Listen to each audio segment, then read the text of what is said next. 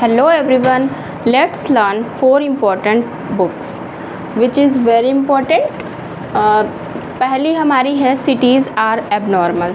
Cities are abnormal book बहुत ही important है, एग्ज़ाम में ऑलरेडी पूछी जा चुकी है और बहुत ज़्यादा नहीं पता होगा क्योंकि एक ही एग्ज़ाम में अभी तक पूछी गई है, तो ये बहुत ही आपके लिए इम्पॉर्टेंट रहने वाली है।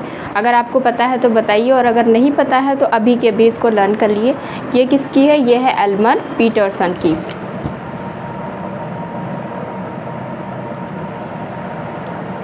बहुत ही अच्छी बुक है क्योंकि ज़्यादातर अभी नहीं आई है, एक ही एग्ज़ाम में किसी सेट में आई थिंक पूछी गई है, तो ये बहुत इंपॉर्टेंट है। और है क्या? Cities are abnormal. सिटी जो है वो बहुत ही एबनॉर्मल है। ये किसने कहा? पीटरसन। तो ठीक है।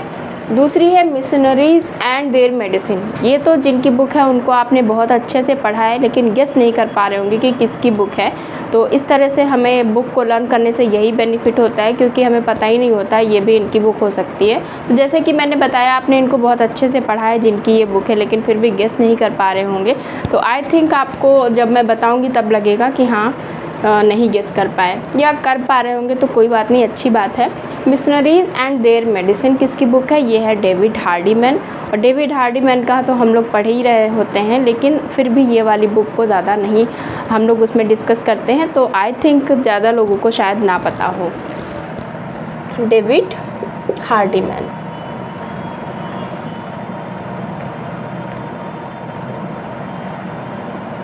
नेक्स्ट है formal organisation a comparative approach. ये वाली बुक बहुत ही ज़्यादा इम्पॉर्टेंट है। वाई?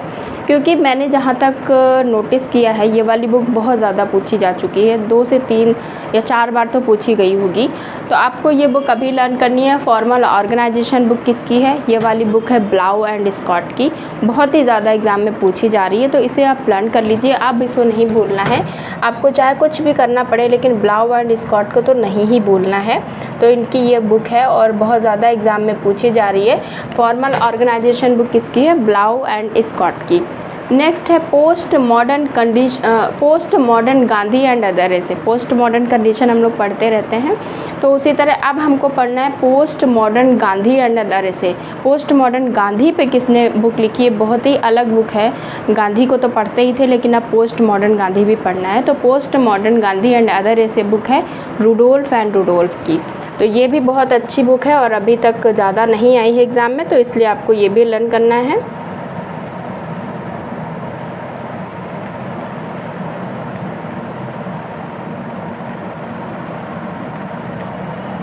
ओके, तो मुझे लगता है कि ये सारी ही बुक आपके बहुत ही काम आने वाली हैं और बहुत ही अच्छी है, इम्पॉर्टेंट बुक्स हैं और सारी ही अलग हैं, तो ये सारी ही लर्न कर लीजिएगा। सिटीज़ आर एबनॉर्मल होगा तो पीटरसन हो जाएगा, और मिशनरीज़ एंड मेडिसिन तो मैंने बता ही दिया हार्डीमैन की है।